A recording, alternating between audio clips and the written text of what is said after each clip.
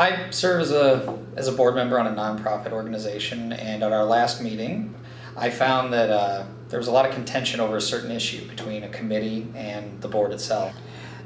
The bottom line is that in the room, everybody was pretty driven by their passions for the side of the argument that they were on, that no one was really listening at the time. And so I felt that I could better serve everybody by trying to get involved from a let's make sure everybody's on the same page perspective.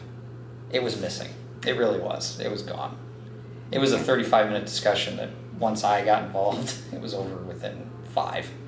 The overall value of the strategy is, for me, in that particular case, it had everything to do with getting us back on track.